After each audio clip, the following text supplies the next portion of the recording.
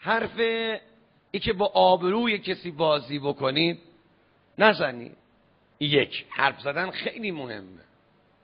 من این قصه رو تو اینترنت خوندم، شاید شنیده باشید، شاید خونده باشید، خیلی جالبه که یه خانمی، البته اروپایی ها، ولی من تبدیلش میکنم به ایرانی که قشنگتر بتونم خدمتون عرض بکنم. بله، ایشون مثلا میگی که من ساعت 10 صبح بلیط داشتم از تهران بیام مشهد، ترافیک تهرانم که دیگه مرگباره، خدا این تهرونی ها رو به حق امام حسین از ترافیک نجات بده. میگفت خلاصه 10 دقیقه کم رسیدم به اون خلاصه کانتینی که چی میگیرن، بلیط رو میگیرن، با عجله که ببخشید پرواز مشهد. گفت آقا یا خانم ببخشید شما چقدر عجله میکنید؟ گفت من 10 پرواز دارم. گفت 1 ساعت و نیم پرواز بله تأخیر داره. حالا جالبه گاهی تأخیر پرواز داره، یه عده خوشحال میشن، یه عده هم اینا روش بحث باید بشه. این خوشحالی ها، این ناراحتی ها همش موقت. اونا که زودتر اومدن ناراحتن که چرا تأخیر داره، این که دیر رسیده خوشحاله که تأخیر داره. دنیا این طوریه، 4 تا خوشحالن 4 تا ناراحت. گفت خب الحمدلله. میگه بلیطمو دادم و ساکام رو تحویل دادم و کارت بهم دادن و حالا همون موقع مادرم به موبایلم زنگ زد که مریم جون رسیدی یا نرسیدی؟ خانمم که ماشاءالله ید طولایی دارن در توضیح دادن، در تعریف کردن، به خصوص در تعریف خواب. مثلا نیم ساعت خوابیده 45 دقیقه خوابش طول میکشه. دیدید خیلی جزئیات رو خانم‌ها میگن.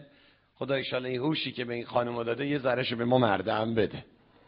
گفت آره مامان اینجوری شد و از اون خیابون زد و اینا. هم تو که داشت حرف میزد آمد دم یه فروشگاهی تو فرودگاه، یه ارزم به حضورتون بیسکویت ساق طلایی خرید و با یه روزنامه. حالا داره با مادرش حرف میزنه. من نشست رو صندلی و هم یه نگاهی فقط کردید یه پیرمرد یه صندلی اونورتر نشسته، اونم داره روزنامه میخونه. هم که داشت با مادرش حرف میزد یه وقتی این پیرمرده در بیسکویت ساق طلایی رو باز کرد و بدون اجازه یه بیسکویت برداشت خورد، بدون اینکه نگاه به این خانم. این اینجوری نگاهش کرد و یعنی چی؟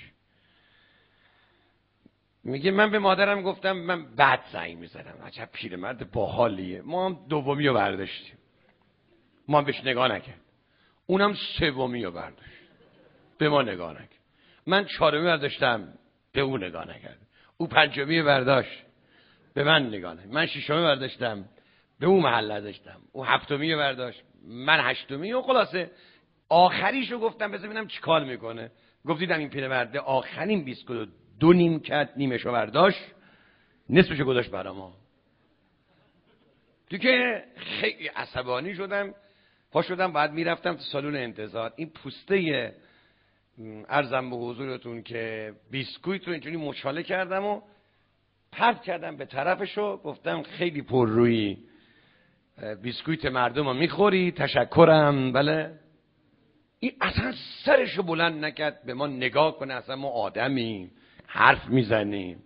این بیشتر من عصبانی کرد که این چرا به ما اصلا نگاه نمیکنه.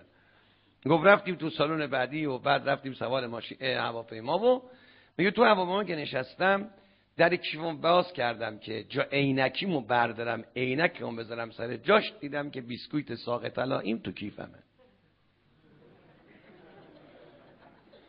دیدم اون وقت حالا ما داشتیم بیسکویت اونو میخوردیم، فکر کردیم او داره از ما رو میخوره.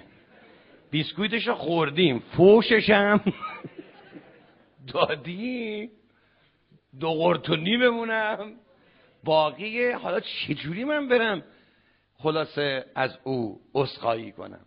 من این داستانه که خوندم به فکرم افتاده بودم ای کاش تو اون سالون بعد از سالون اول در کیفشو باز میکرد و میدید که اون چه رو که خورده از بیسکویت پیرمرده بوده خورده، که اقلا یه فرصتی برای عذرخواهی بله داشته باشه. اما تو هواپیما درو بستن، میخواد تکاف کنه. بعد به نتیجه من رسیدم که ای کاش ما قبل از اینکه کارمون به مردشون خونه برسه که دیگه درو میبندن، دیگه باید پرواز کنی بری بالا، موقع ملکوت رفتنته. یه وقت آدم بیمارستانه، خب همون سالن انتظاره، بیمارستانه، نفسی میره میاد، هم میگن این آخر کارشه، آدم باز وقت داره به پسرش، به همسرش، به دوستش بگه من با آبروی فلانی بازی کردم، من تا نمردم برو از خلاصه او حلالیت رو بگیر. میخوام اینو بگم، ببین آدم یه مقداری مواظب حرف زدنش باشه، یه مقداری مواظب تصمیماتی که میگیره باشه، یه مقداری زود قضاوت نکنه، نفهمیده، نسنجیده. خیلی ما دچار مشکل زبانی هستیم. من اینجوری بگم بهتون، تقوای زبان تو جامعه امروز ما داره به صفر میرسه.